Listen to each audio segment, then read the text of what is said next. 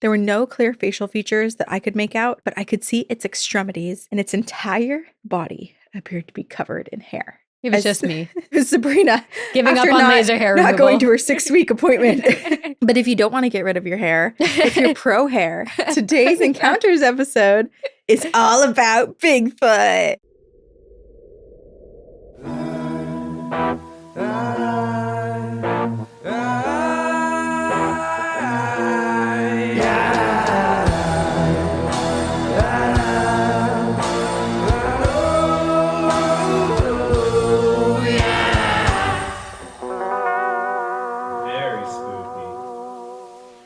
Hi. Hello. This is Two Girls, One Ghost. Two girls, one ghost. And we are your ghostesses. Hi. That is Corinne. I'm Sabrina. And I have something to share. Oh. So yesterday, when we recorded yesterday, but the last Encounters episode, I was like excitedly like, oh, I'm going to get my hair laser removed. What kind of sick, had you never done it before? Painful, torturous thing did I put myself through? Oh, why do we not talk about how horrible it is? Like, if someone did that to me without my consent, I would give you all my secrets. Like, it is torture. What kind of laser did you do? Torture. Because I feel like there are ones that are like worse than others. Well, I think I don't know. Did they not put numbing cream on you? Mm-mm. Are they supposed to? Is that an option? I swear I got numbing cream because I had my whole legs, my whole bikini, my butthole, my armpits. The butthole actually was the one that hurt the least. I was like, oh, didn't feel it. Oh, really? I felt like my butthole was definitely most painful. And armpits. Yeah, I got that done like maybe 20 times. But I swear they put numbing cream on me. Like, I might cry. Like, as it started, I was like, why am I doing this? Like, I can't believe you did it. And I have a high pain tolerance. I was like, I don't know that I can do all 6 sessions that I am supposed to do that I have paid for already. Did you do your legs? I did legs. The shins? Did the shins kill? Horrible. Yeah, the shins were terrible. Like, I thought I got numbing cream. Maybe I didn't. I'm going to ask. I booked my next appointment for 6 weeks out, and I was like, oh no. Because it doesn't hurt afterwards. Like, I have no pain after. But you're getting like hour heat laser, like your hair is getting fried, your skin, your receptors, your nerves. And I also feel like people don't talk about that enough. Like, our friend Lee from college in LA was like, oh yeah, it didn't hurt. Totally fine. She's like, it's the best thing I've ever done. Everyone I've ever talked to, they talk about how it is the best thing they've ever done. I'm sure I think people are getting like, there was no way. I have no pain tolerance at all. There's no way I could have sat through that without numbing. I think I got numbing cream. I am going to call them after this. I'm not kidding. Like, at least I got it around my armpits and. The armpits didn't bother me because it was so quick because they're such a smaller region. It was the legs. The legs were the worst. Have you ever gotten waxed? Waxing? I was like, I miss waxing. Okay, you know what's crazy is I have only had my coochie waxed once, and I had them stop partway. So I got through many laser sessions, but waxing I could not do. Like, I quit. Waxing is a vacation. They did one side of just the bikini zone. They didn't even get into anything. I said, nope. We're done here. Damn. And you survived laser. Yeah, which is why I keep thinking that there must be something else that like helped me get through it. Yeah, because I've done wax so many times. That is a vacation compared to yesterday. So anyway, if you're considering doing it, just be warned. It is one of the most painful things I've ever experienced. Which we got to look into where you went. I went to like a and what sort place. of no, but there's different lasers, which is why I'm thinking it was the biggest machine I've ever seen, and it was loud. It is very loud, but it's like the big kind of like arm, and then they like bring the thing over to you. Yeah, and then I tried to. Do they do the chalk lines? I tried to keep busy on TikTok, and I literally couldn't hold my phone up. I had to like clunch. Did they give you a stress ball? I remember having a stress ball. Maybe I didn't get pain reliever. No, maybe I drugged myself before I went every time. How? With what? Tylenol? I don't know. That's not strong enough. I was like, I need to be under anesthesia for this. It was so painful. Oh my God. But if you don't want to get rid of your hair, if you're pro hair, today's Encounters episode is all about Bigfoot. Which I might have to choose to be instead of getting rid of my hair.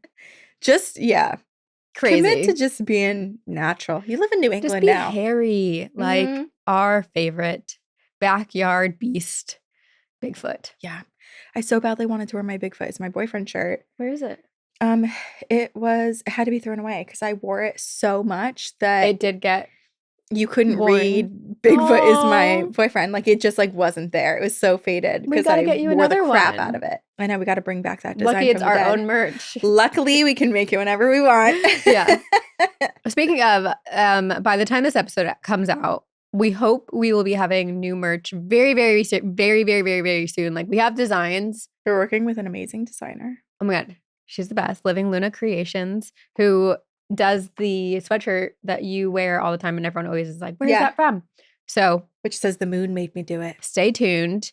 We're just like doing some little like alterations and then the designs will be ready. Mm-hmm. But Bigfoot. Who's first? You. Okay, this is called Bigfoot in the Chicken Coop. Hello, my name is Jordan and I live in Texas. I just want to start off by saying that I firmly believe I was guided to your podcast.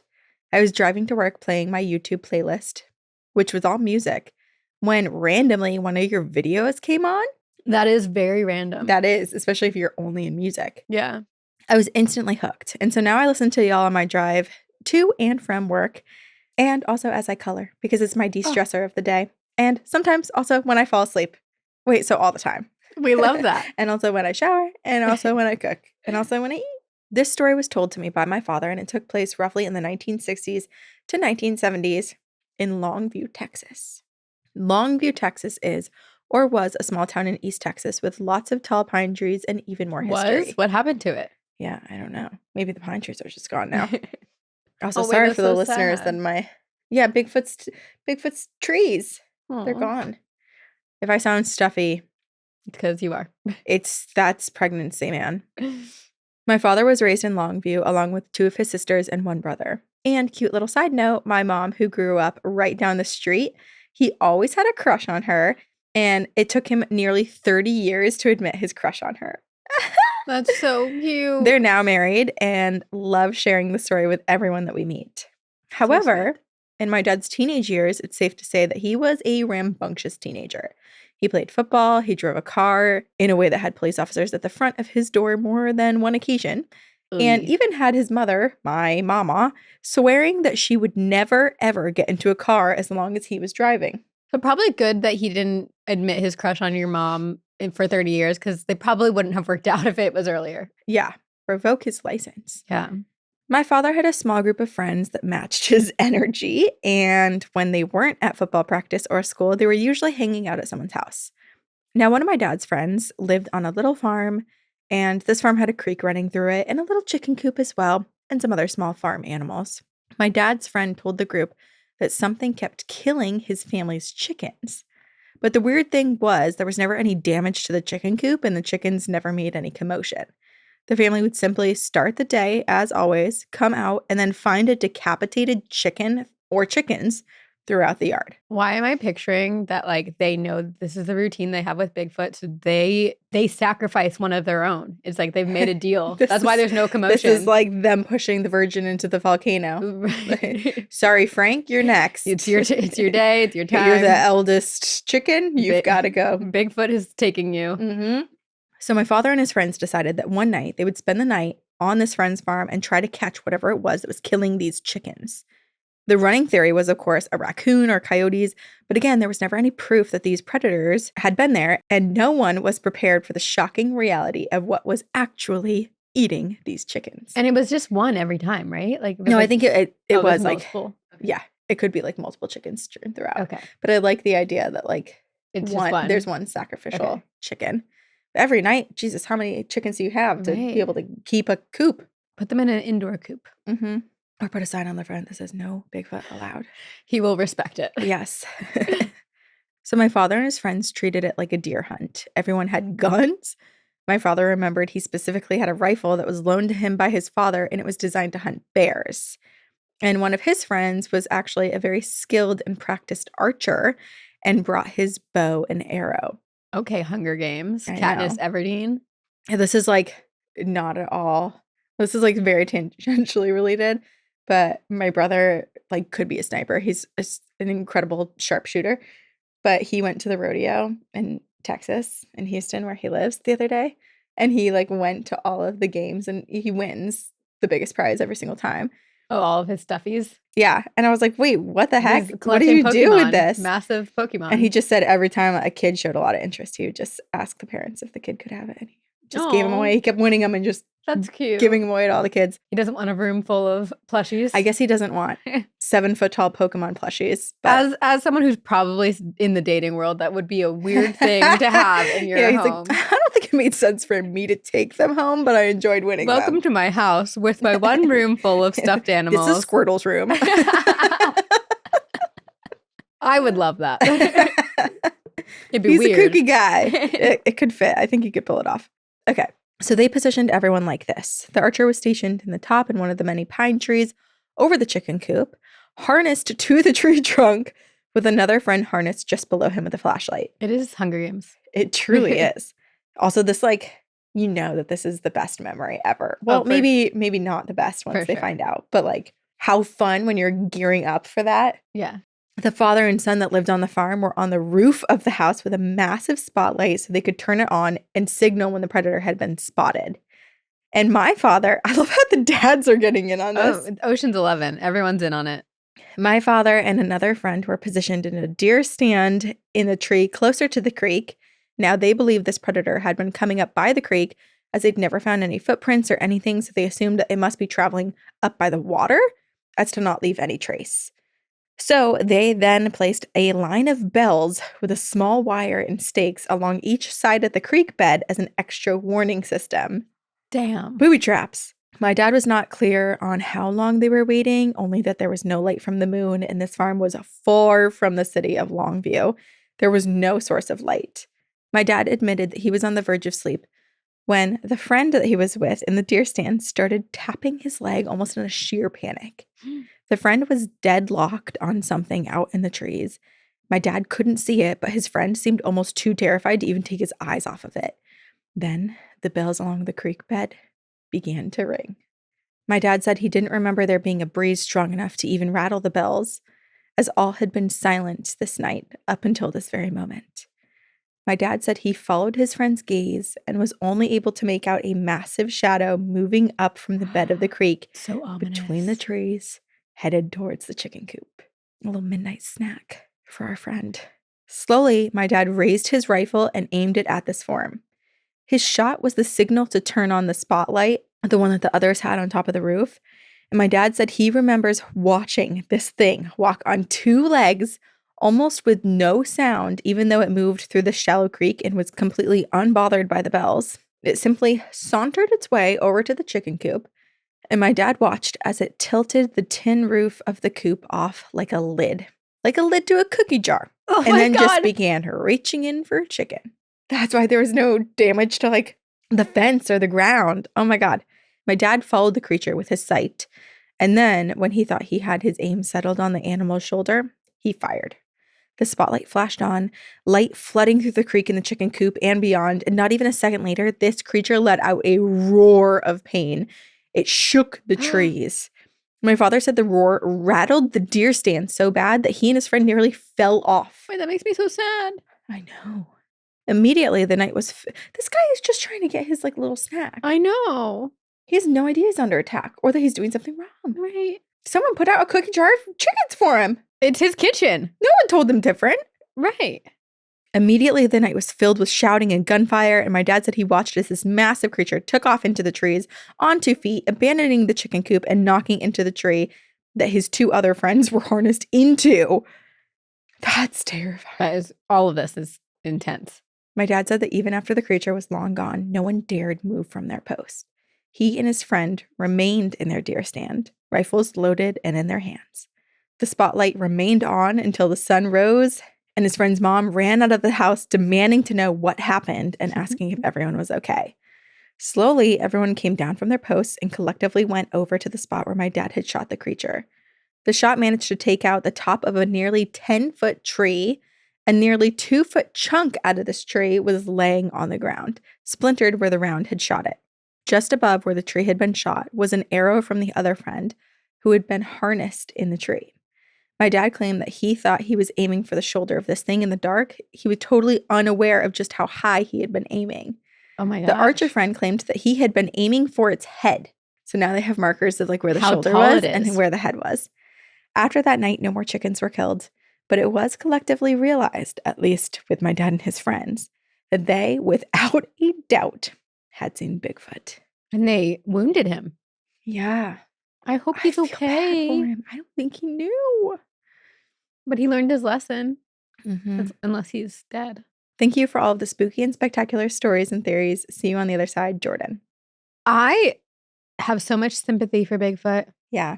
But I also get like wanting to protect your chickens, but maybe just like put them inside or give them like a safer coop. Or like a warning shot. I know. Maybe.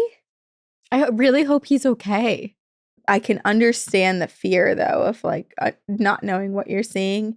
And if it's on 2 feet, like you might think for a moment like, oh, is there a bear walking over there? But for it to be that tall, that doesn't make sense. We know.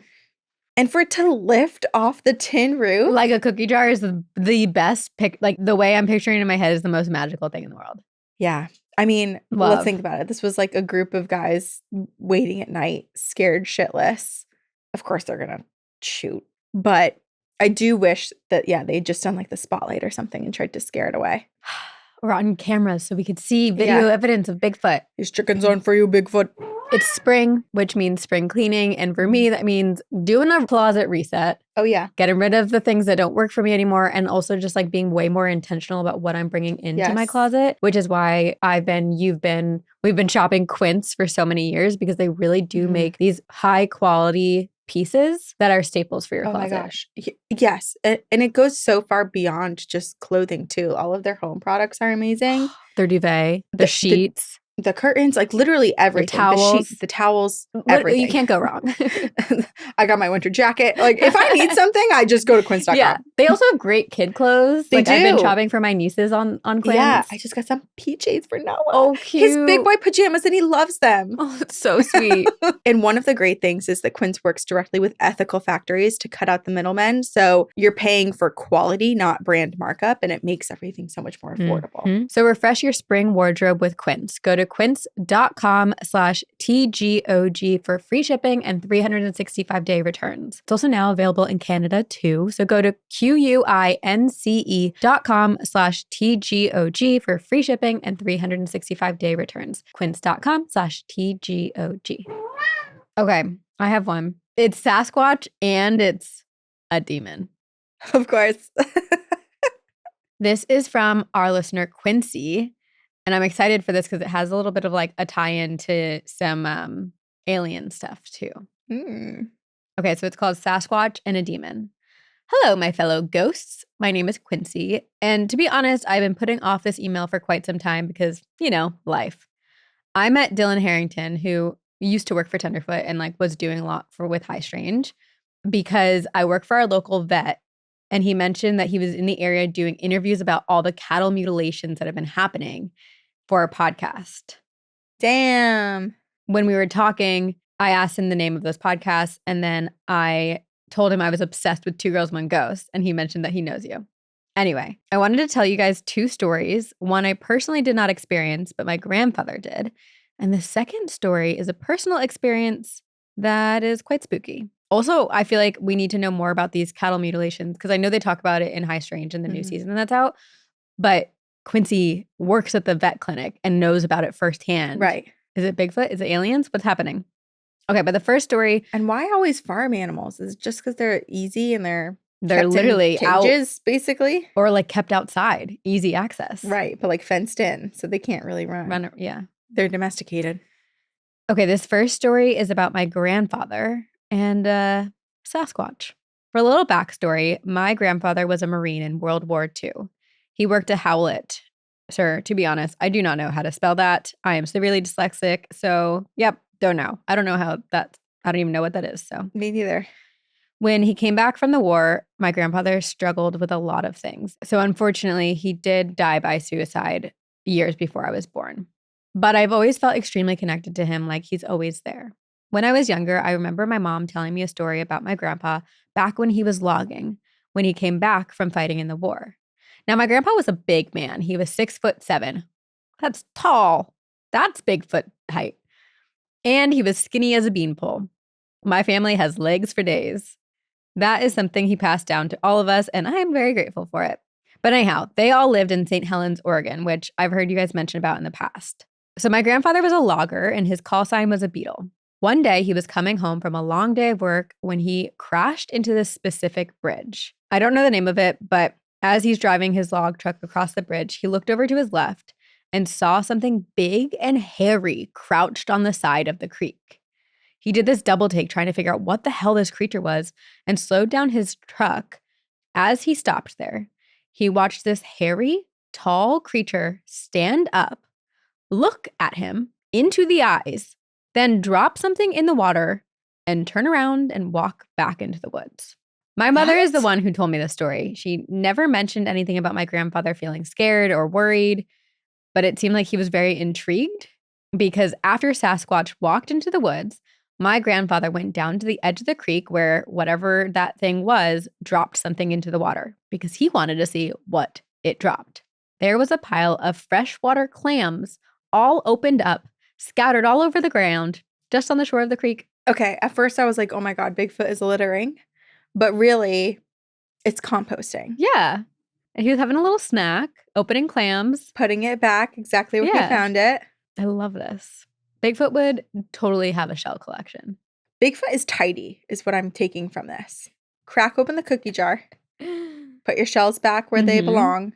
And then move on. Bigfoot keeps a clean house. My mother states to this day that my grandfather was never a man to lie and that he told everything as it was. And if you didn't like it, you could kiss his ass. Even though I never got to meet him in life, I've always felt that this story was true. So hearing it as a kid obviously started my obsession with Sasquatch. My whole spare bedroom is Sasquatch and Lego themed. He's like Christian. This is Charmander's room, but this is Sasquatch's room.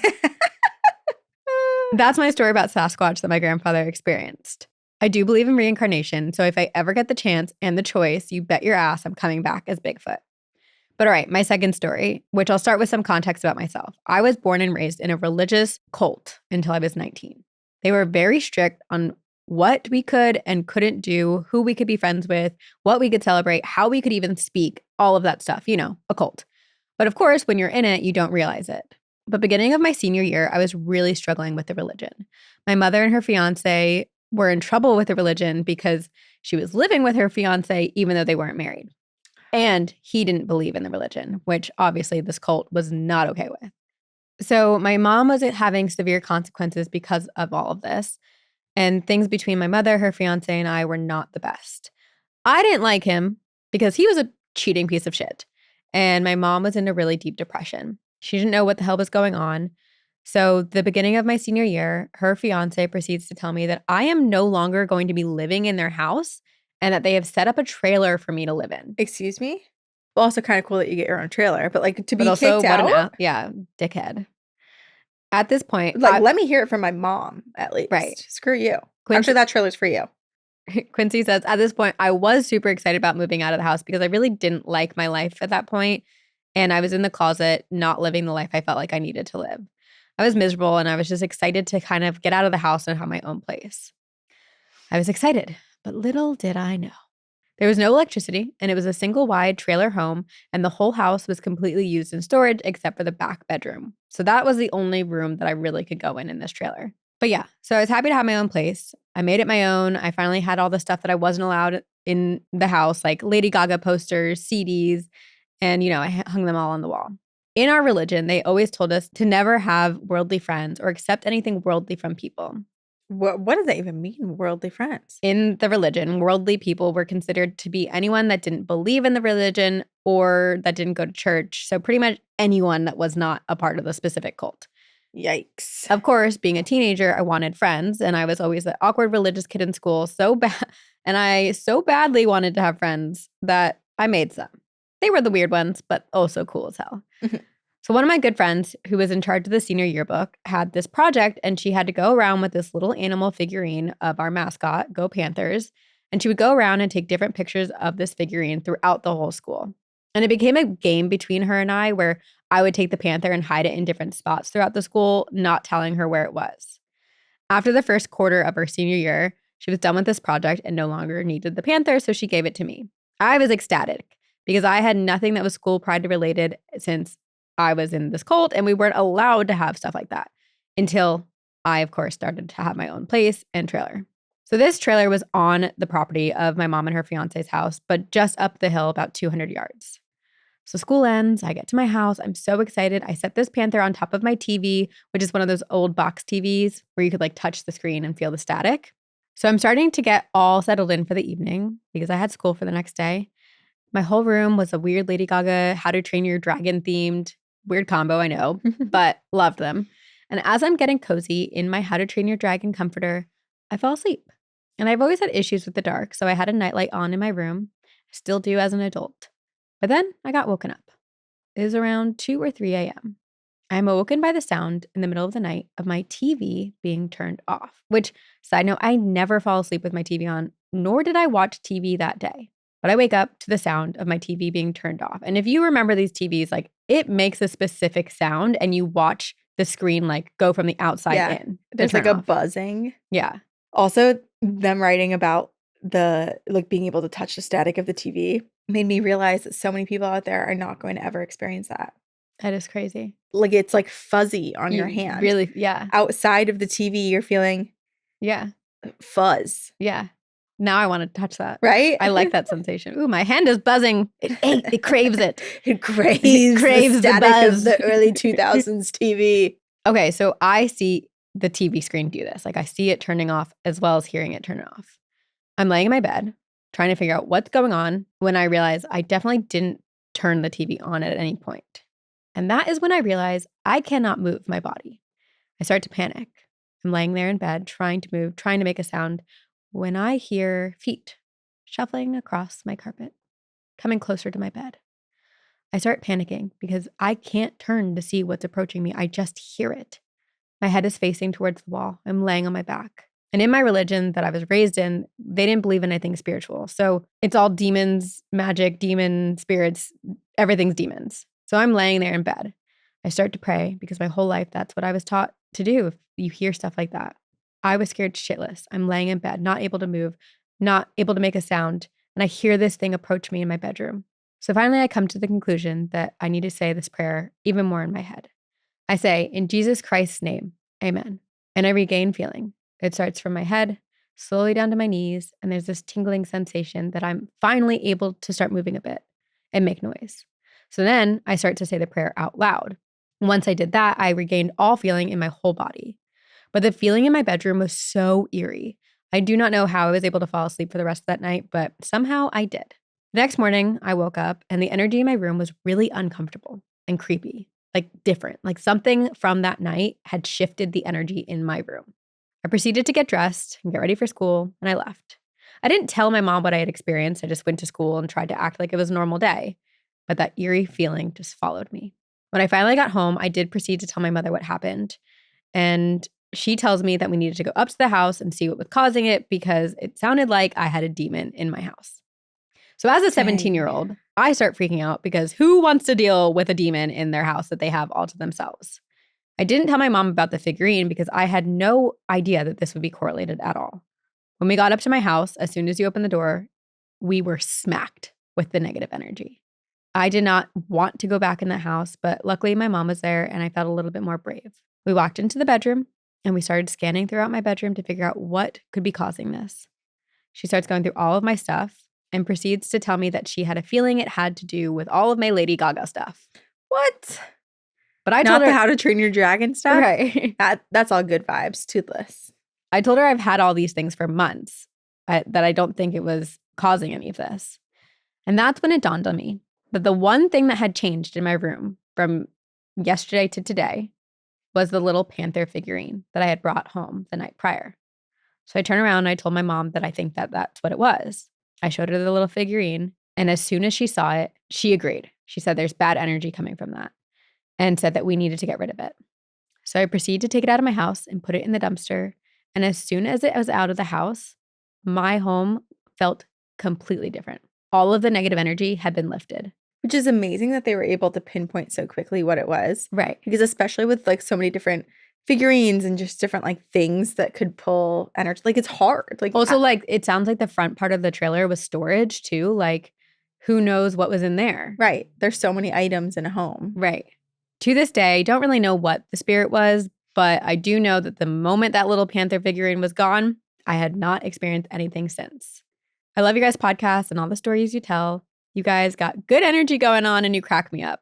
Thanks. Keep up the good work. And if you ever want to go Sasquatch hunting, the area I live in Oregon is supposed to be where the famous Sasquatch video was captured. So yeah, have a wonderful day. Thank you, Quincy. Dang. Okay, thank God the demonic situation happened so quick. Was like in and out. And that you were able to solve it. Mm-hmm. Yeah. But what was attached to it? I know. What's up at your school? What weird energy you got going on there that you brought home with the panther? There's a lot going on, clearly. I mean, there's Bigfoots in the area. I know. Jealous. There's Bigfoots not far from here, or reported sightings. Right, that's true. The kidney bean. Bridgewater kidney bean. Also, I have a family friend who grew up in, I think, Pennsylvania, and she saw one. I think like similar to me wanting so badly to be abducted by aliens that because we do this podcast, I'm so aware of like when I'm driving at night, like I'm so conscious of, oh, something could be lurking in the woods that I feel like I won't see it. But when you're not thinking about it, you're not consciously thinking about it. Like that's when a sighting like that happens. Right. Yeah. Like the family friend, it was when she was in school and she was like walking with the school bus. Yeah. Like you're not thinking about anything. God, the desperation. We are desperate. I say that though, but I did see Champ. That's true. We're pick-me girls when it comes to Bigfoot and aliens. Yes. You Bigfoot, me alien. You Bigfoot, me alien. You Bigfoot, me alien. Pick me. Otherwise, leave me alone. LMA. LMA. This is called The Time I Met Corinne's Best Friend, which is Bigfoot. I was like, I'm her best friend. Yeah, so I'm right here. When did we meet? Hi, Corinne and Sabrina. My name is Brandon, and I'm a longtime listener and a fan of your podcast. However, this is my first time sending in an email despite having countless paranormal experiences. I know. Just put me in front of a jury. The story I'm going to tell today happened around 2007 when I was just a wee lad. A wee lad. So I grew up in a small town in central Kentucky. I was raised in a dual income family, and both of my parents worked the night shift. After school, I would ride the bus to my grandparents' house, and I would stay there until my dad got off of work.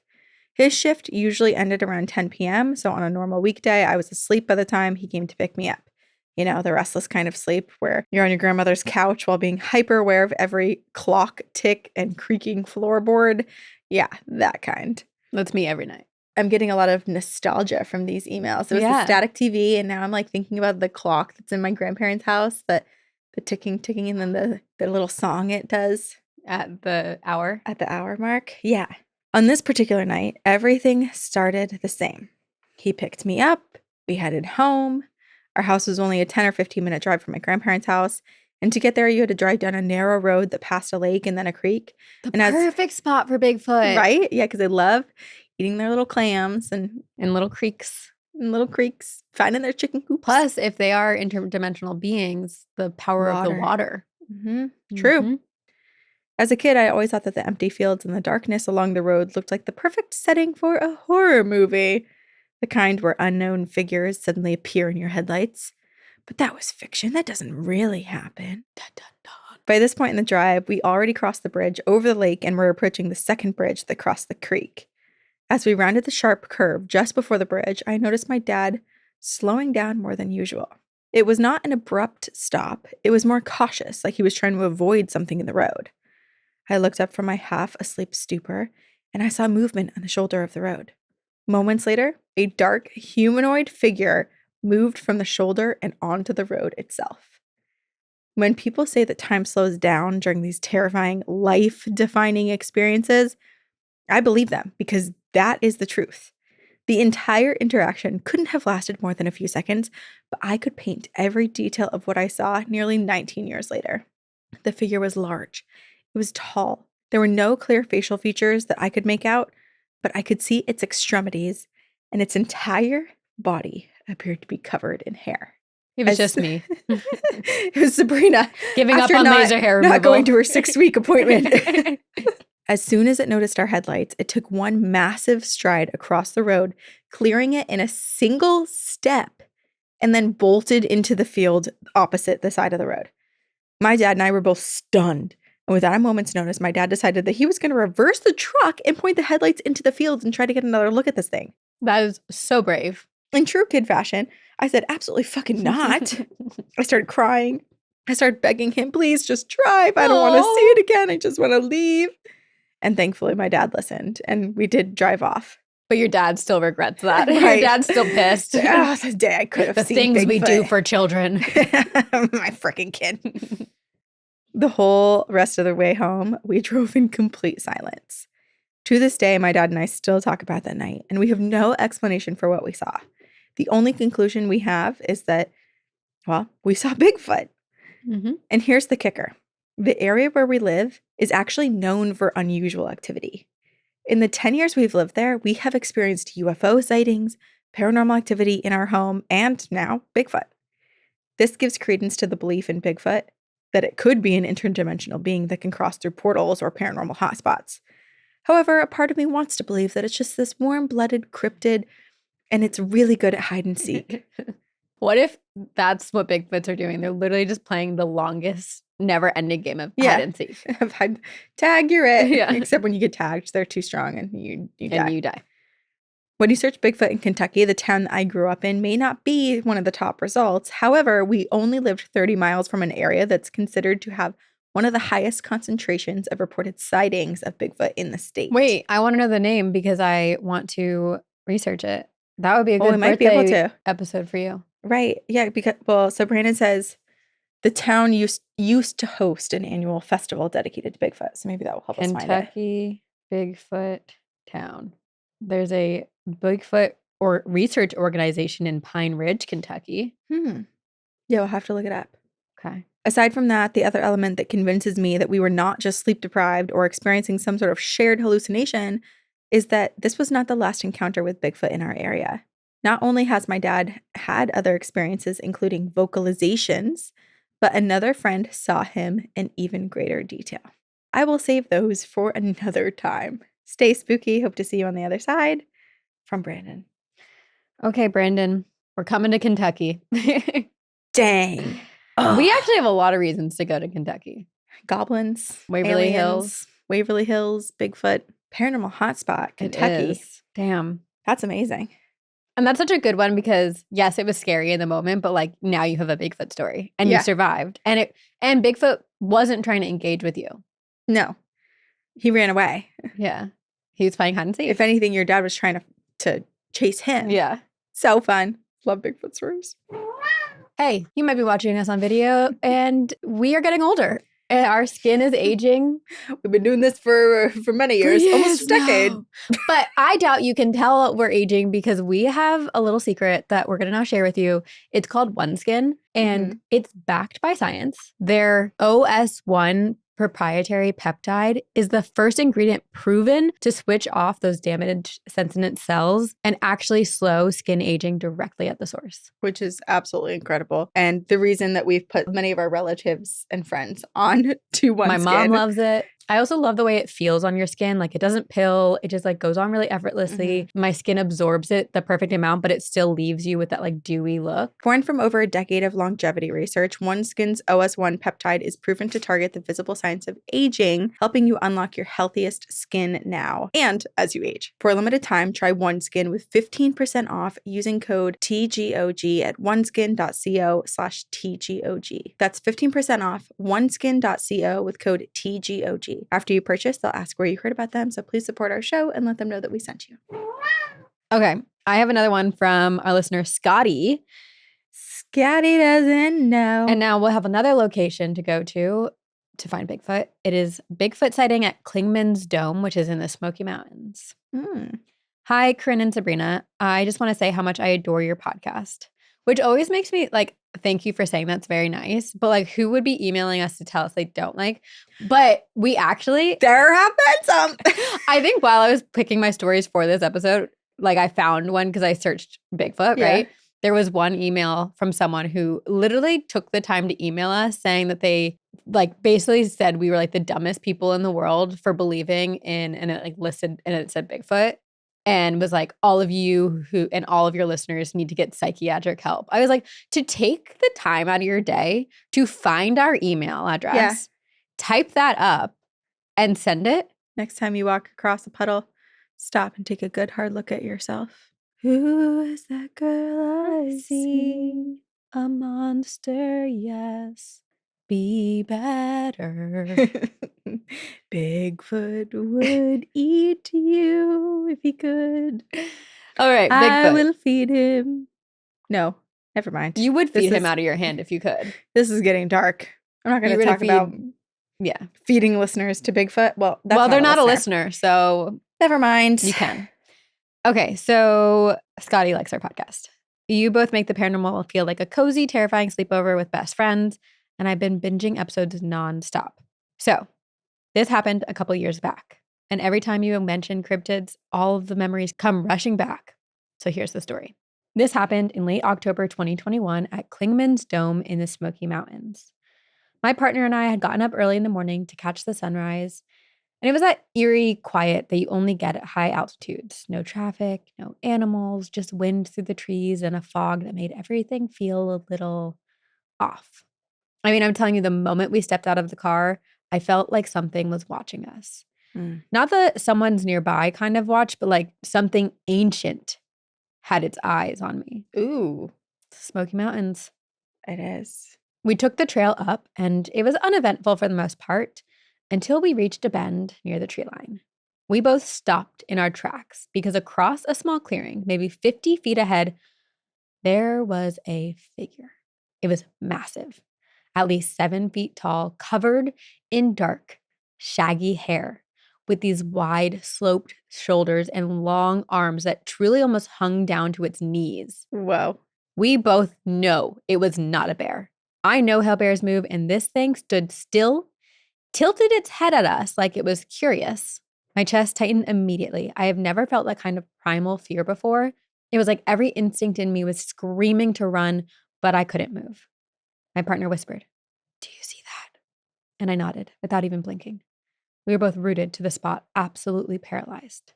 Then, as silently as we had seen it, it turned and walked off into the woods without a single sound, no crunching of leaves, nothing. It was just gone. Damn. So we basically power walked to the car without saying a word. I didn't even realize that I was crying until we got into the car and locked the doors.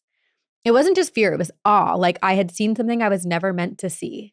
Well, and also it's the wildest thing, and I feel like it's kind of the same in every single story that we've read so far and even previously, where it's like, these are massive creatures that should weigh so much, and yet they're making no noise. They are silent, stepping on crunchy leaves and twigs. And why is that sound? I feel like nostalgia, but all the ballet classes I did, where they're like, stop stomping like elephants.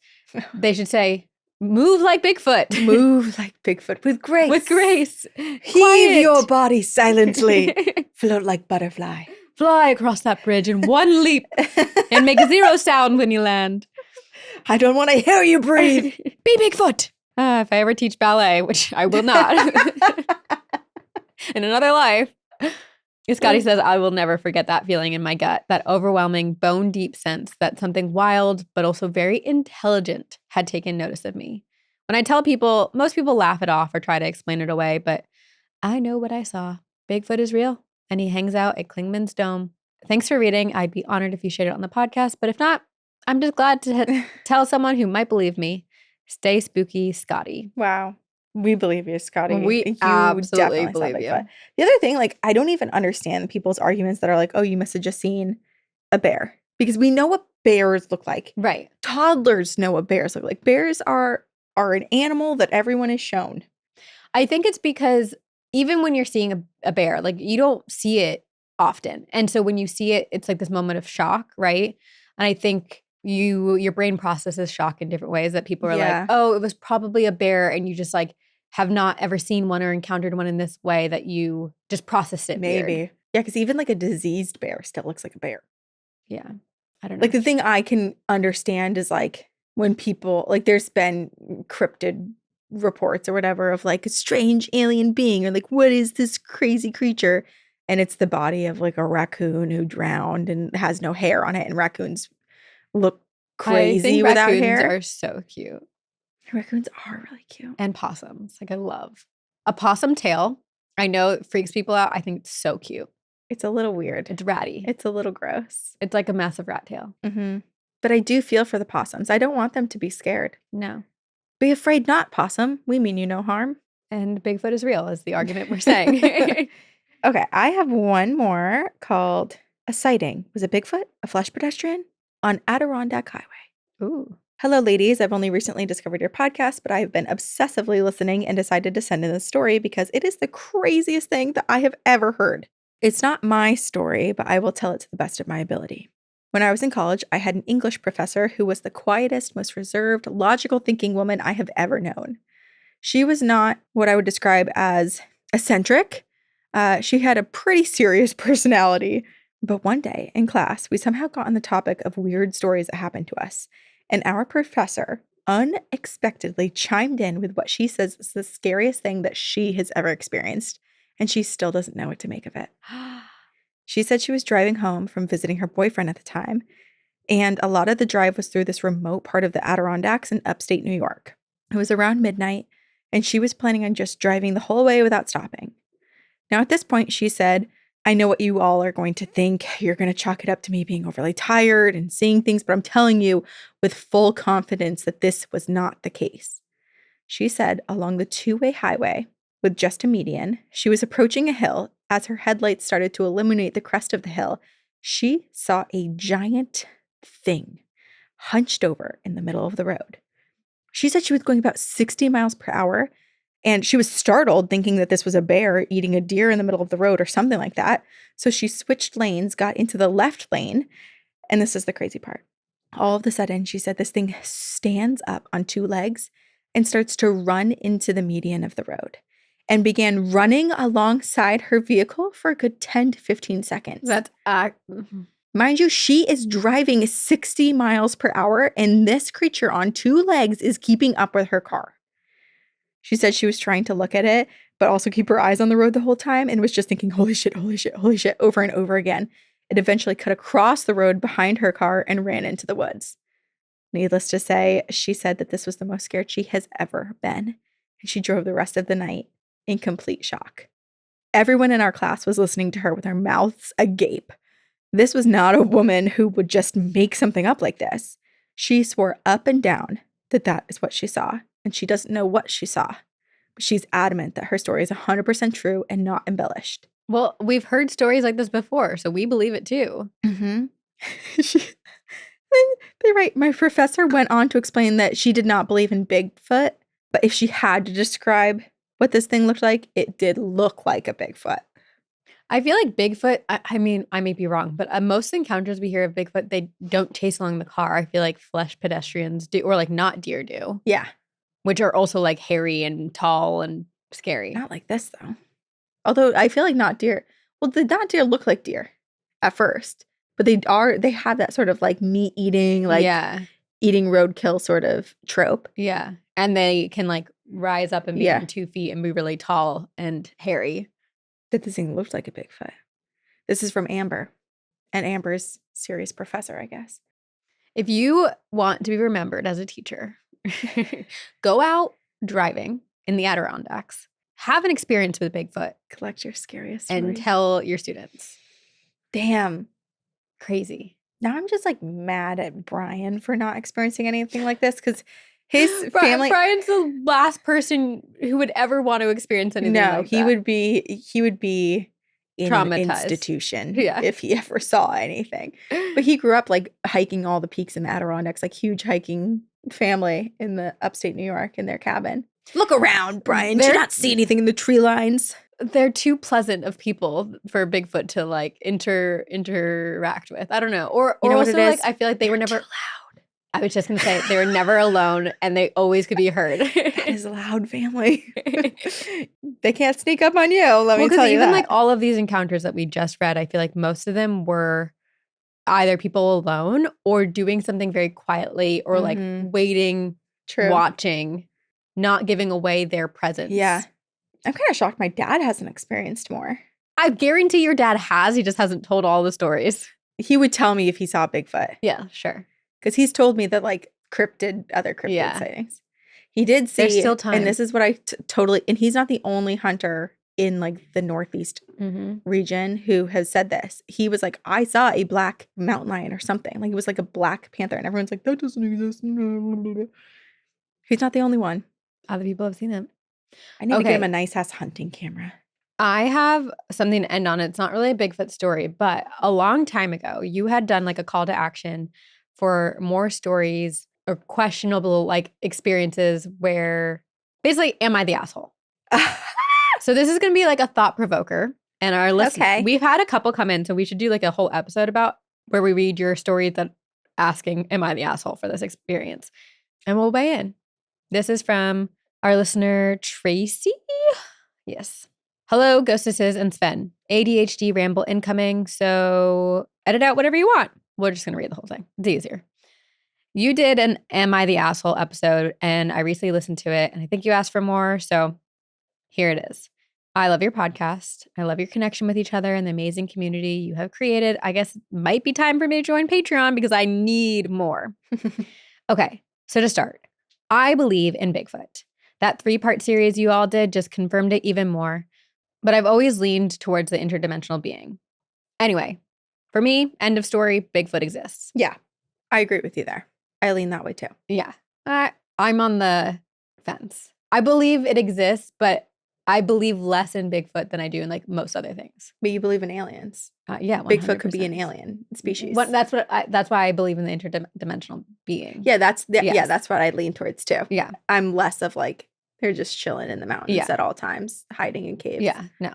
They're bopping through timelines. Okay, so my vibes have definitely worn off on our creepy kid. And after a few kid cryptid books and seeing a Bigfoot bumper sticker out in the wild, my son has become obsessed. We spent the summer in an area of North Carolina with a lot of Bigfoot sightings and evidence. So all of this was really around him growing up. We bought all the books. He always asked to watch evidence and sighting clips with me on my phone. He told anyone and everyone who would listen about how one day he was going to find Bigfoot. I love this. So we're at a horse show last summer up in Michigan, and our son was really coming into the height of his Bigfoot obsession. He went out riding on his pony every day through the trails, all to look for Bigfoot and Bigfoot evidence. Without myself or my husband knowing, a very good friend of ours ordered a costume and planned the day he would find Bigfoot. No. The day came. The Bigfoot busters, as he calls his team, all went out in search of Bigfoot again. And he found him. I am absolutely the asshole for traumatizing the 2 little friends that my son brought along with him who were horrified when they found Bigfoot. But am I the asshole for going along with this friend and the elaborate plan to keep our son's belief alive? It wasn't our idea. And I feel so warm in my heart that a few of our friends wanted to create this amazing experience and core memory for our son who truly believes he saw Bigfoot. Is that gaslighting? Am I the asshole? If I am, I welcome and accept it because that day is a day our family will never forget. Either way, I know Bigfoot is out there and our son does too. And at the rate we're going, he might have a second chapter on finding Bigfoot coming in 2040 because he'll be older and make a documentary about it. So let me know. Am I the asshole? From Tracy. I'm kind of conflicted because I feel like in part you're nurturing the belief in Bigfoot. Totally. But I do feel like depending on the age of your child, there needs to be a day where it's like, hey, do you remember when you thought you saw Bigfoot? So-and-so had dressed up as a costume. Right. However, that's not to say Bigfoot isn't real. Right. And like, I do think that there's a lot of evidence and we should go try to find Bigfoot prints and like do castings and like an explanation of like, it wasn't like, it's not real. Well, I don't think Tracy's the asshole because I mean, think about Santa Claus. Santa's real, but people dress up as Santa all the time. Santa's helpers, yes. But no, like you go to the mall and you bring your kid to go see Santa, you lead your kid to believe that that is the Santa Claus. Oh, my parents never did. Oh, really? Santa employed Santa's helpers to dress as Santa. I see. And like have his magic. And whenever you tell that, Santa goes to Santa at the North Pole. I was led to believe, and I feel like a lot of kids are led to believe that you are going to sit on real Santa's lap. Santa. Interesting. So I would say that what's the difference? But there comes a time where you learn. Yeah. Which different facts about Santa when you're older. Yeah. So I agree with you. And I feel like, the Bigfoot it needs to be exposed, but then, you know, the reality is Bigfoot is real. 100%. And your child can still go out and Bigfoot hunt. Yeah. And one day actually, honestly, I kind of hope in childhood doesn't find Bigfoot. That would be freaking terrifying. Although Bigfoot does seem to, reputation-wise, does seem to be very nurturing towards children and like helps a lot of children who are lost and well, I mean, like that. All of the stories that we shared today, Bigfoot wasn't harming humans. No. Yeah. So just a hungry little snacker. Likes his clams and his chickens. Mm-hmm. It can run fast. Okay. Idea for you. Mm-hmm. If you want to attract a Bigfoot or anyone listening and you have like a wooded backyard, put some clams and some chicken out there. Clams, chicken. Yeah. What other things do they like? Rocks. They really like big rocks. They like to throw them. But maybe don't put big rocks out there because they might throw it at your house. Wait, we talked about this years ago where someone was putting out like different candies and different. Like, to see what Bigfoot liked? Yeah, like peanut butter and fluff sandwiches, like different things like that. And there was an answer and I can't remember what it was. Abbott Elementary. Do you watch it? Yeah. Have you watched the most recent season? I think so. Where she thinks that there's a cat coming and eating like the can of tuna outside of her house, outside of her apartment, but it's actually like the neighbor or like this guy. Oh, he's wait, like, no, he's like, I keep seeing this can of tuna here, and so I keep eating it. I'm not cut up, but that's very funny. Yeah, something like that. Something like that. Well, if you have seen Bigfoot or have any Bigfoot encounters, whether they're yours or your friends or your grandparents or whatever, please email us your stories to twogirlsoneghostpodcast@gmail.com. Also email us all of your paranormal encounters. Mm-hmm. We want to hear them all. And you can join us on Patreon for episodes 1 week early and ad-free. Let me know if you can get numbing cream for laser hair removal because this girl I got a couple of weeks regretting all of life decisions. Yeah. What else? YouTube, iTunes, tell people about us. All the things. Yeah. Thank you to Jamie Ryan, who edits and produces our podcast. And thanks to all of you. We love you, and we will see you on the other side.